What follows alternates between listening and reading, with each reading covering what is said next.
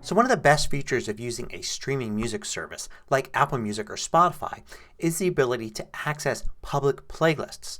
So these are playlists of songs that other users have put together and made available for you to listen to. Since you're both using the same service, you have all those songs available to you. Now this started years and years ago on Spotify, and Apple Music was a little slow to get going on this because it was a new service and it took a while for people to start creating these playlists. But now there are plenty of them.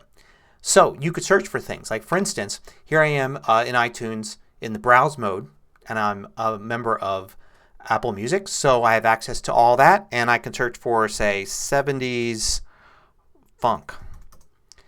And of course I'm going to get results that have lots of albums and lots of official Apple Music playlists. You can see there's Apple Music Soul Funk Best of the 70s.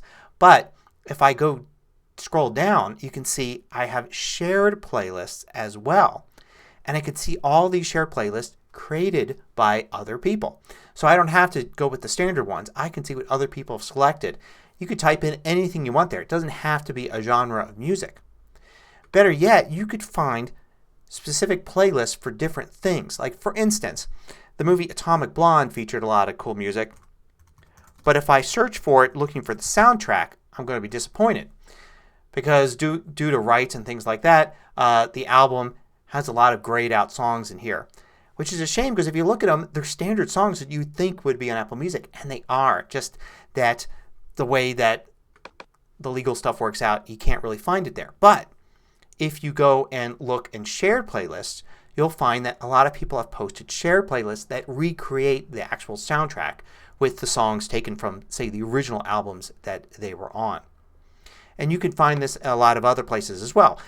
For instance, Guardians of the Galaxy features these mixtapes, which are different than the soundtrack. So the soundtrack has all this movie soundtrack stuff on it. But the mixtapes are the actual tapes that the main character is listening to. Now, unfortunately, these weren't really released as albums. But you can go and find shared playlists that actually recreate Volume 1 and Volume 2 of these. Not only that, but sometimes big companies get in on the act because Disney actually created a playlist with all of those songs on it taken from the different albums. So in this case, you kind of get an official source giving you a playlist that you can have access to.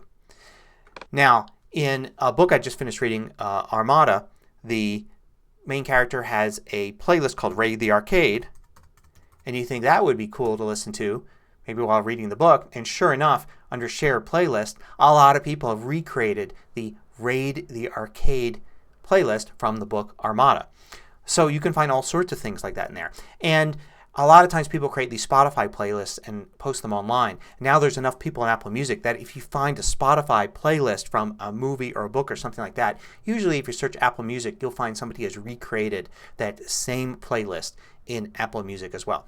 But whether you use Spotify or Apple Music, don't be afraid to search for these shared playlists made by other people and take a look at those as a source rather than listening to official playlists or albums or stations on Apple Music. In a future episode I'll show you how to make one of these playlists.